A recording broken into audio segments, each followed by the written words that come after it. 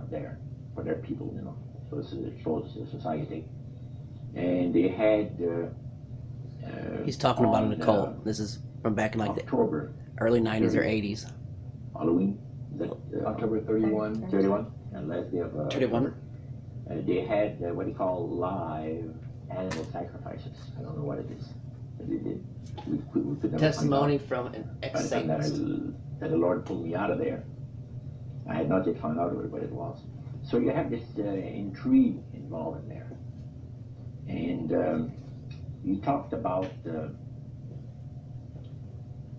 three very unique services that I attended there that sit on my mind forever. One was entitled Christian Idolatry. Another one was entitled... Remember, this was quite some time ago. About 20 years, probably. So, pay attention, folks. The Super Deception of a Glorious New Age. Us. Which actually applies to the New Age today. This was 1946, we're talking. And then the other one was Satan's Great General Council of the 1700s. Oh, this was fucking way long time So ago. the things that I heard there was an eye-opener. First of all, we'll go through the Great General Council. Okay. At the beginning of the 1700s, said the High Priest, Satan and all his spirit counselors held a Great General Council with one purpose in mind. It was to prepare for the great industrial age that was soon to break upon the world. And Lucifer also foresaw another age that was to follow that, where tremendous scientific discoveries would be made by people, and we would enter a unique age that would change the way that everybody lives. Yeah. Tremendous scientific discoveries were made that are going to change the way we live by CERN. And they're not the kind of tremendous scientific discoveries we wanted. They're opening up the portal, folks, to the underground, to hell, to the prison for the fallen angels. The mountain has fallen. They are free. It would also serve to usher in the end times and the close of the great controversy between the forces of good and evil. And the priest said that Lucifer had been studying the Bible. And he found in Daniel 12:4, where we are told about the time of the end, when he shall run to and fro, knowledge shall be increased. He understood it to be that we're getting to that point. And he had, with all his spirit counselors, to change their modes of operation in order to ensnare people. Mm-hmm. And to devise a way whereby people would disqualify themselves from being members of Christ's kingdom. And he was just very candid about this. Oh, yeah. Telling you and the rest of the group, 60 or 70 people, I don't know if this will help you guys any. there, the plans that So sounded people. Lucifer had revealed to him. Mm-hmm. And by the time the council came to a close, they had three major policies that were going to be followed. First, they were to see to it that humans would be made to believe that Satan and his angels do not really exist. Because see, up to that time, you could walk. What he's going to say is going to be you can walk and find no black magic anywhere. But pretty much, that's all he really had to do. Once he got us to believe that the devil didn't exist, then there's no way that God could exist. So then it opened up the doorway for what he's about to slip in on us. Walk down the street of Paris, and would have signs that would say, well, you have a soothsayer or a fortune teller of some type, and if you want to put a curse on someone, you could go and see this other old lady over there, the old witches. That's the way it goes. The old witches. But now it had to change. Lucifer says we have to make sure that people, humans, get to believe that Satan and his angels do not really exist. You know, Roger, that's interesting because a recent research study report that I read indicated that in a national survey, I believe it's over 75% of people do not really believe in a real tangible devil. But there is one. Oh, yeah. Now, the next thing. Yeah, well, that might have been back then, but I guarantee you that nowadays, 95% of people believe in the devil before they ever believe in your Father above. The three parts policy that they had adopted there. The second one was to find a way of being able to get total control of people's minds. And that would be done by taking hypnotism out of the realm of the occult and introduce it as a new science for the benefit of mankind. Oh. So part of what the high priest told you was Satan's strategy to take total control of people's minds. The spiritual They felt guides that and hypnotism. by taking hypnotism out of the realm of the occult and introducing it as a new science for the benefit of mankind, they could. Science. Science is mysticism. Folks, we were duped into thinking it was science. It's not. It's mysticism. It's false idols. Then use people of great renown, educators, people of capacity. This means all you teachers who's been teaching it, repent. That would do great things, such as supposedly regress people in time to Thinking the to fucking former lives to thinking the fucking world is round. that he had. And of course, after the session is over, the person would not know a thing about ancient history. And the person that she or he has talked about performing, certain deeds, let's say 3,000 or 4,000 years ago. But this was their strategy. Now, what this would do for the thing is this, that it would create in the minds of the general public, solidly set in the mind of the general public, an unwavering trust in that great deception. In other words, people could, they would believe it. This person was hypnotized, was regressing time to, former lives. She looks evil. Did this and did that and noticed it, and maybe Alexander the Great would say, and some of the generals and like that. And the person after the session is over, comes out of hypnotism, and he or she doesn't know what she's talking about. So now this would be a way of de-Christianizing the Western world. Been done. Through They the did it. avenue of mysticism. Now the time came when Lucifer decided that he had to choose a person to initiate this thing.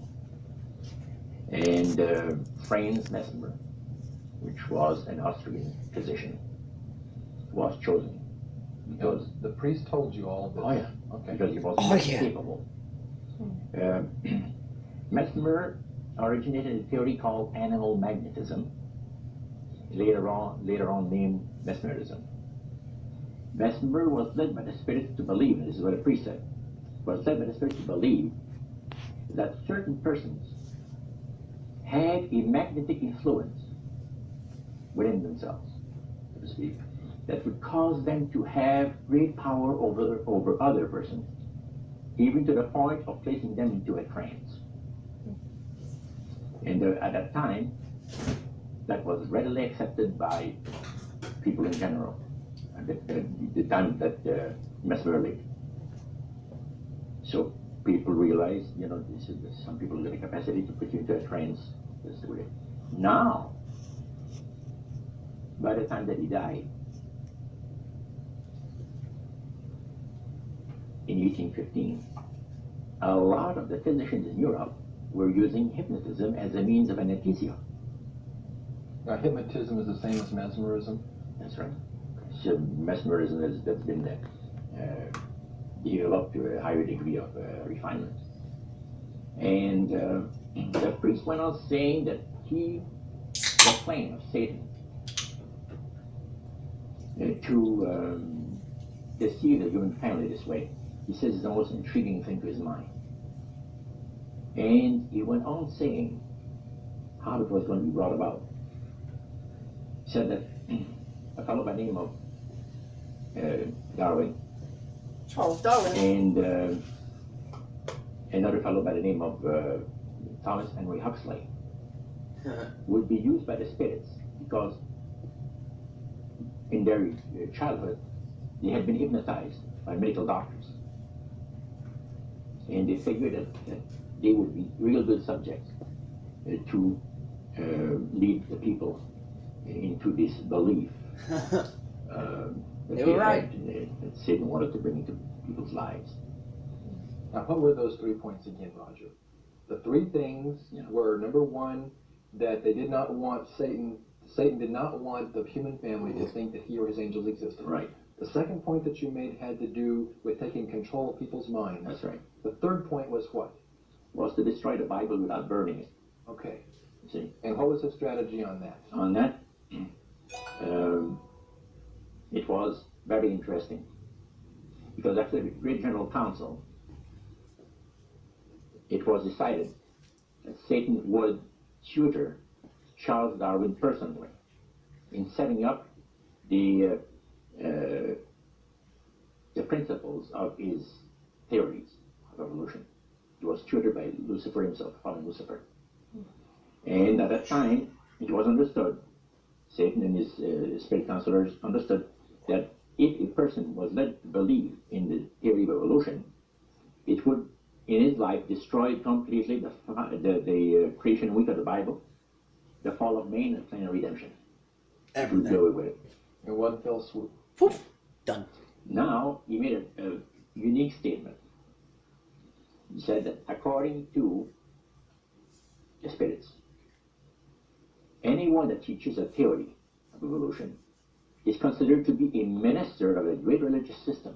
Yep. See, they call it the religious system, the theory of evolution, because it is She looks like a fucking schooling demon. people and getting them to disqualify themselves and being members of Christ's kingdom. And he said that every teacher of that theory is recognized by the spirits as a person of great value. And receives a very special unction from Satan himself, giving great That means all you teachers need to repent. power to induce spiritual blindness, to convince and convert. 3 capacities are given to those teachers of the theory. Then, that's not all. The priest says that There's more. Satan considers the teachers of the theory of evolution to be so valuable to him that in the sight of all the inhabitants of the galaxies, he assigns a retinue of bright, beautiful angels to follow that educator all the remainder of his life. And that in the sight of the inhabitants of the galaxies is the greatest honor that he can bestow upon his workers, all mankind. So they took the Bible and God out of schools and brought Satan in, which means you gave Satan your soul, which means if you got kids and they're in school right now, you offered up your child's soul to Satan. Hail Satan. Repent, everybody. Wake up. This is not funny. This is not a joke. If you're sitting here snickering at this and trying to think of some excuse why this guy's bullshitting, think of some excuse why I'm bullshitting. Because I ain't making no fucking money off this. This is fucking real. This is my man. This is my kind that are gonna get fucked out of everything that we rightfully deserve. And to, until the controversy was finished. That was quite enlightening. And the priest says that thrills first of all, it says it brings the great master the respect and the reverence that he decided to sing for her. She said her voice went through me. This is this is what's gonna happen when aliens come here. It's gonna be demons. Yeah. That was, I believe, 1976 it took place. Now, the priest explained. Remember, this was back in like the 80s. That when people believe in this business, they are actually opening themselves to be completely deceived by demon spirits. Believe in life after death. Demon spirits an opportunity to impersonate the dead. See? And for people to believe their lives. And the priest says that thrill. Or to impersonate extraterrestrials. First of all, it brings the great master the respect and the reverence that he deserves. Let's see, where does it get into the other stuff here? Takes a month, it says. I just, you know, he says, I tell you what, he says, it's the craziest thing, he says, that I've been thinking about, to my friend, that I didn't see after that, to my friend, that tried to convince me to go back, you know, to spirit worship. You know. Roger, you were 72 hours away from making a full commitment to the... Let me explain about it. Now, he said, my next statement is going to upset some of you. But what I'm telling you is the honest truth. It is factual. It's reality. The fact that the Adventists observe the biblical Sabbath of creation and reverence the Creator that day, it makes it impossible for the spirits to deceive them. They are given very special help and great spiritual insight. And he said, under these conditions, they are not ordinary people. And that stayed with me, just like this. And when I heard the word Adventist, and several told me later on, which we're going to cover later, I asked him, I said, what denomination do you belong to? He said, I'm a Seventh Adventist. What's that again? He said, I'm a Seventh Adventist. I said, is that the same thing as Adventist?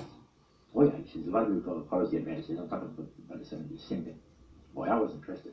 I bet you were. Now, I wanted to know what his Bible said. yeah, I bet you did. Because that was the one group that under question only, the high priest of the demonic worship house. Yeah.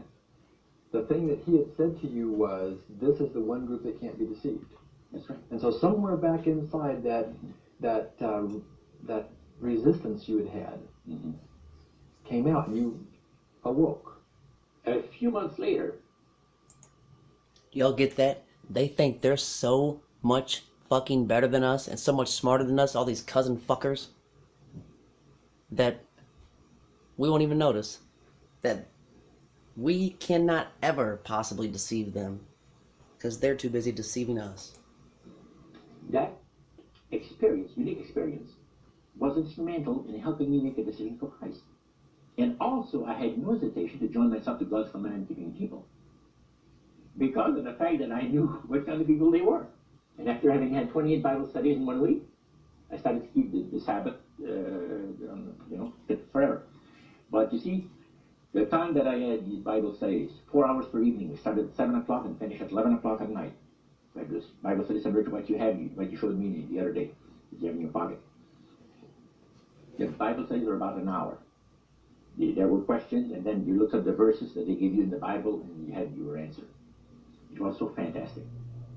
And the Spirit of God was really ministering to me the graces of redemption. Every moment of all those Bible studies was precious.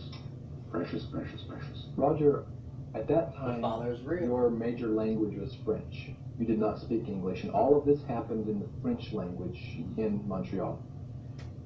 How long after you became a Seventh-day Adventist, or after you learned of Seventh-day Adventists, did you read the book Great Controversy by Ellen White? Well, I joined the church. I first had a Bible study in October of '46.